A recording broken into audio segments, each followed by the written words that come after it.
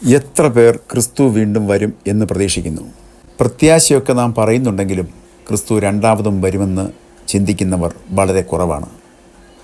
വലിയ വീടുകളും വില കൂടിയ കാറുകളും വാങ്ങിക്കൂട്ടുന്ന വസ്തുക്കളും നമ്മുടെ കുറഞ്ഞു വരുന്ന പ്രത്യാശയെ കാണിക്കുന്നു എന്നത് സത്യമല്ലേ? ചില നാളുകൾക്ക് മുമ്പ് ഞാൻ ഒരച്ഛനെ കാണുവാനും ക്രിസ്തുവിൻ്റെ രണ്ടാം വരവിനെക്കുറിച്ച് സംസാരിക്കുവാനും ഇടവന്നു. അദ്ദേഹം പറയുകയാണ്, അത് നമ്മൾ തലമുറയായി പറയുന്നതല്ലേ, വരാനാണോ? ഈ ചിന്താഗതിയുള്ള പാസ്റ്റർമാരും എത്ര വേണമെങ്കിലും നമ്മളുടെ ഇടയിലുണ്ട്. കാലങ്ങളായി ക്രൈസ്തവർ തന്നെ അന്യോന്യം ചോദിച്ചു മടുത്ത കർത്താവ് എന്ന് വരും എന്ന ചോദ്യത്തിന് ഉത്തരമിതാ. സോഷ്യൽ മീഡിയയിൽ ശ്രദ്ധ പിടിച്ചു പറ്റിയ ഒരു ലേഖനം കണ്ടു.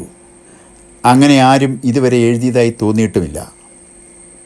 ക്രിസ്തുവിൻ്റെ വരവ് പ്രതീക്ഷിച്ചിരിക്കുന്നവർക്കും ആ വരവിനെ തമാശയാക്കുന്നവർക്കും അങ്ങനെ ഒരു വരവ് ഒരിക്കലും ഉണ്ടാകില്ലെന്ന് ഉറച്ചു വിശ്വസിക്കുന്നുണ്ടെങ്കിലും അത് പുറത്തു കാണിക്കാതെ വർദ്ധിച്ച പ്രത്യാശയോടെ വിശ്വാസികളെ പ്രസംഗിച്ച് പ്രത്യാശയുടെ ഉത്തുംഗ ശൃംഗത്തിലേറ്റി പണവും മേടിച്ച് പോക്കറ്റിലിട്ട് വീട്ടിലേക്ക് പോകുന്ന കൺവെൻഷൻ പ്രസംഗകർക്കും സഭയുടെ ആസ്ഥാനത്തിരുന്ന് അധികാരക്കളി നടത്തി തെറിയും വിളിച്ച് ജഡിയന്മാരായ കുറേ ഗുണ്ടകളെ കൂടെ കൂട്ടി സഭ ഭരിക്കുന്നവർക്കും എങ്ങനെയും സഭയിൽ ആളുകൂടാൻ എന്തും ചെയ്യും എന്ന മനസ്ഥിതിയുള്ളവരും ഒന്നറിയുക, ക്രിസ്തു വരും തീർച്ച. അന്ന് നാം ഓരോരുത്തർക്കും അതിന് കണക്ക് പറയേണ്ടി വരും. സത്യം. മെഡിക്കൽ ഫീൽഡിൽ പ്രവർത്തിച്ചു വരുന്ന തിരുവനന്തപുരം സ്വദേശിയായ ഒരു സോഷ്യൽ മീഡിയ ഇൻഫ്ലുവൻസർ വിഷ്ണു തൻ്റെ ഫേസ്ബുക്ക് പേജിലിട്ട പോസ്റ്റാണിത്. വളരെ താല്പര്യപൂർവ്വം ശ്രദ്ധിക്കുന്ന ഒരു പേജാണ് വിഷ്ണുവിൻ്റേത്. വിഷ്ണുവിനെ പോലെ വിശ്വാസ സമർത്ഥകരായ നിരവധി പേർ ഇപ്പോൾ സോഷ്യൽ മീഡിയയിൽ സജീവമാണ്. അതിൽ ഒരാളാണ് രാജേഷ് മാണി. വിഷ്ണു എഴുതിയ പോസ്റ്റിലേക്ക് കടക്കാം. കർത്താവ് വരാൻ താമസിക്കുന്നില്ല, നിങ്ങളുടെ തലച്ചോർ നിങ്ങളെ പറ്റിക്കുന്നു. എന്തുകൊണ്ടാണ് യേശു കർത്താവിൻ്റെ വരവ് താമസിക്കുന്നത് പോലെ നമുക്ക് തോന്നുന്നത്? ഈ വിഷയം ഞാൻ എഴുതുവാൻ ആഗ്രഹിക്കുന്നു. നമുക്ക് ഈ വിഷയത്തെക്കുറിച്ച് ഒന്ന് പരിശോധിക്കാം. നമ്മൾ തലമുറകളായി കേൾക്കുന്നു, അവൻ വരുന്നു, അടുത്തിരിക്കുന്നു. പണ്ടത്തെ അപ്പച്ചന്മാരും അതേ സുവിശേഷം പറഞ്ഞു. അവരുടെ അപ്പച്ചന്മാരും അതേ പ്രത്യാശയോടെ കണ്ണടച്ചു. എന്നിട്ടും ഇതുവരെ വന്നില്ലല്ലോ. അപ്പോൾ നമ്മുടെ നെഞ്ചിലൊരു ചോദ്യം ഉയരുന്നു, എന്തുകൊണ്ട് ഇത്ര ദീർഘദൂരം പോലെ തോന്നുന്നു? ഇതിൻ്റെ ഉത്തരം ആകാശത്തല്ല. ഇത് നമ്മുടെ തലച്ചോറിൻ്റെ അകത്തും പ്രപഞ്ചത്തിൻ്റെ നിയമത്തിലും ദൈവത്തിൻ്റെ സ്വഭാവത്തിലും ഒളിച്ചിരിക്കുന്നു. നമ്മുടെ തലച്ചോർ സമയം അനുഭവിക്കുന്നത് ഒരു ക്ലോക്ക് പോലെയല്ല. നമ്മുടെ തലച്ചോറിൻ്റെ ആഴത്തിൽ ബേസൽ ഗാംഗ്ലിയ എന്ന ഒരു ഭാഗമുണ്ട്. ഇത് നമ്മുടെ ശരീരത്തിൻ്റെ താളം നോക്കുന്നു. ഉറക്കവും ഉണർവും വിശപ്പും ജോലിയും എല്ലാം ഇത് കണക്ക് കൂട്ടുന്നു. നമ്മൾ എന്തെങ്കിലും കാര്യമായി കാത്തിരിക്കുമ്പോൾ ഈ ഭാഗം അമിതമായി ജാഗ്രതയോടെ പ്രവർത്തിക്കുന്നു. അപ്പോൾ ഓരോ സെക്കൻഡും നമ്മുടെ ബോധത്തിൽ നീണ്ടു വരുന്നു. ഡോക്ടറുടെ മുമ്പിലിരിക്കുന്ന 5 മിനിറ്റ് 5 മണിക്കൂർ പോലെ തോന്നുന്നത് ഇതുകൊണ്ടാണ്. നമ്മുടെ തലച്ചോർ ആ സമയത്ത് മൈക്രോസ്കോപ്പ് വെച്ച് നോക്കുന്നത് പോലെ അളക്കുന്നു. കാത്തിരിപ്പ് നീണ്ടു പോകുമ്പോൾ മറ്റൊരു കാര്യം സംഭവിക്കുന്നു. തലച്ചോറിൽ ഡോപ്പമിൻ എന്ന രാസവസ്തുവിൻ്റെ അളവ് കുറയുന്നു. ഇത് നമുക്ക് അക്ഷമയും ക്ഷീണവും നിരാശയും തരുന്നു. അപ്പോൾ നമ്മൾ പറയും, ഇത്ര കാലമായിട്ടും ഒന്നും സംഭവിക്കുന്നില്ലല്ലോ എന്ന്. പക്ഷേ സംഭവിക്കാത്തത് കൊണ്ടല്ല അങ്ങനെ തോന്നുന്നത്. നമ്മുടെ രാസഘടന മാറിയതുകൊണ്ടാണ്. നമ്മുടെ ഓർമ്മ സൂക്ഷിക്കുന്നത് ഹിപ്പോകാമ്പസ് എന്ന ഭാഗമാണ്. ഇത് സംഭവങ്ങളെ ഒരു നൂലിൽ കോർക്കുന്നത് പോലെ അടുക്കി വെക്കുന്നു. പണ്ടത്തെ അപ്പച്ചൻ പറഞ്ഞു എന്ന ഓർമ്മ നമ്മുടെ മനസ്സിൽ വരുമ്പോൾ ഹിപ്പോകാമ്പസ് അതിനെ വളരെ പുറകോട്ട് കൊണ്ടുപോയി വെക്കുന്നു. അപ്പോൾ അത് 100 വർഷം മുമ്പ് നടന്നതുപോലെ തോന്നുന്നു. യഥാർത്ഥത്തിൽ അത് നമ്മുടെ ഓർമ്മയുടെ ദൂരമാണ്. നമ്മൾ കർത്താവിൻ്റെ വരവിനായി കാത്തിരിക്കുന്നത് തലമുറകളായിട്ടാണ്.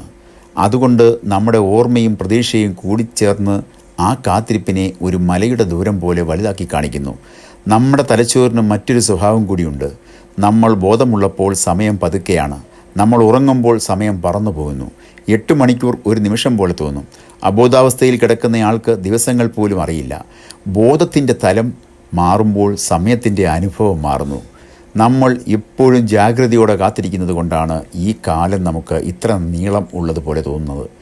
ഇനി പ്രപഞ്ചത്തെ നോക്കൂ. ശാസ്ത്രം വ്യക്തമായി പറയുന്നത് സമയം എല്ലാവർക്കും ഒരുപോലെയല്ല എന്നാണ്. വേഗത്തിൽ പോകുന്ന ഒരു വസ്തുവിന് സമയം പതുക്കെ പോകും. ഭൂമിയുടെ ഗുരുത്വം കൂടിയ സ്ഥലത്ത് സമയം കൂടുതൽ പതുക്കെ പോകും. പ്രപഞ്ചത്തിൻ്റെ ഒരു കോണിൽ ഒരു ദിവസം പോകുമ്പോൾ മറ്റൊരു കോണിൽ വർഷങ്ങൾ പോയേക്കാം. അപ്പോൾ സമയം എന്നത് നമ്മുടെ സ്ഥാനവും വേഗതയും അനുസരിച്ച് മാറുന്ന ഒന്നാണ്. അപ്പോൾ സമയത്തെ സൃഷ്ടിച്ച ദൈവത്തെക്കുറിച്ച് നമ്മൾ എന്തു പറയും? അവൻ സമയത്തിനകത്തല്ല, അവൻ സമയത്തിൻ്റെ മുകളിലാണ്. അവന് തുടക്കമില്ല, ഒടുക്കവുമില്ല. അവൻ 1000 വർഷവും ഒരു രാത്രിയിലെ ഒരു യാമവും ഒരുപോലെയാണ്. നമ്മുടെ 2000 വർഷത്തെ കാത്തിരിപ്പ് അവനൊരു ശ്വാസമെടുക്കുന്ന സമയം മാത്രമാണ്. ഒരു ചെറിയ ഉറുമ്പ് ഒരു വലിയ ചുമരിൽ കയറുന്നത് നോക്കൂ. ഉറുമ്പിന് ആ ചുമരിൻ്റെ മുകളും താഴും ഒരു യുഗം പോലെ തോന്നും. പക്ഷേ മുകളിൽ നിന്ന് നോക്കുന്ന നമുക്കറിയാം ആ ചുമരിന് ഒരടി പോലും പൊക്കമില്ല എന്ന്. നമ്മൾ ഭൂമിയിൽ നിന്നാണ് ദൈവത്തിൻ്റെ പദ്ധതിയെ നോക്കുന്നത്. അതുകൊണ്ട് നമുക്ക് ദീർഘദൂരം പോലെ തോന്നുന്നു. അവൻ നിത്യതയിൽ നിന്നാണ് നോക്കുന്നത്. അവിടെ ദൂരത്തിന് അർത്ഥമില്ല. ഒരു കൃഷിക്കാരൻ വിത്ത് വിതയ്ക്കുന്നു. നാട്ടുകാർ ചോദിക്കുന്നു, എന്തിനാണ് ഈ കാലം കാത്തിരിക്കുന്നത്? കൃഷിക്കാരൻ ചിരിക്കുന്നു. കാരണം അവനറിയാം മണ്ണിനകത്ത് വിത്ത് പൊട്ടി വേരിറങ്ങുകയാണ്. നമുക്ക് പുറമേ കാണുന്നില്ല, പക്ഷേ അകത്ത് വലിയ ഒരുക്കം നടക്കുന്നുണ്ട്.